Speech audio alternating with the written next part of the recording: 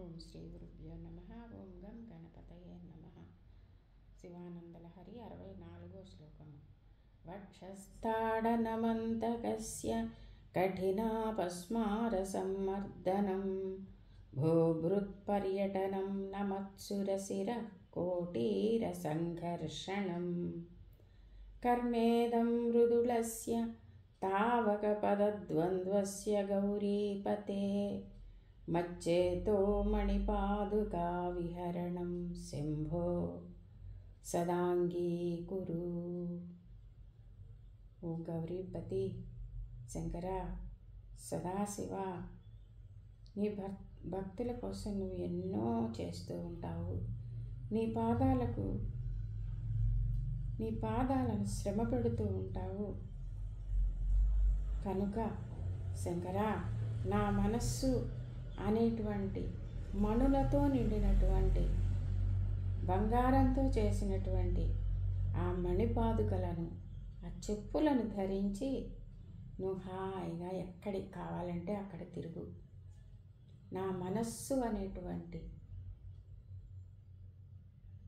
చెప్పులను ధరించి నువ్వు ఎక్కడన్నా తిరుగు శంకర. నీ పాదాలకు హాని జరగదు. యముని వక్షస్థలం మీద తన్నావు, నీ భక్తుడిని తీసుకుపోతున్నాడని గాఢాంధకారాల్ని, భక్తులకు ఉన్నటువంటి కష్టాలన్నింటినీ, బాధలన్నింటినీ తీసివేస్తూ ఉంటావు. కొండలలో, మంచు కొండలలో విహరిస్తూ ఉంటావు.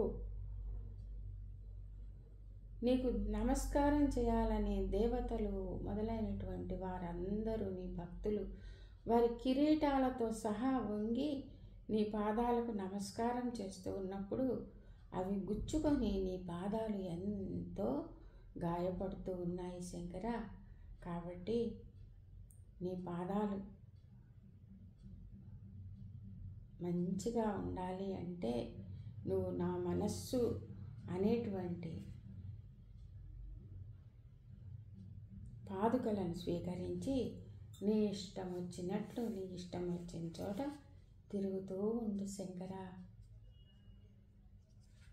అని శంకరాచార్య స్వామివారు భక్తులు భగవంతుణ్ణి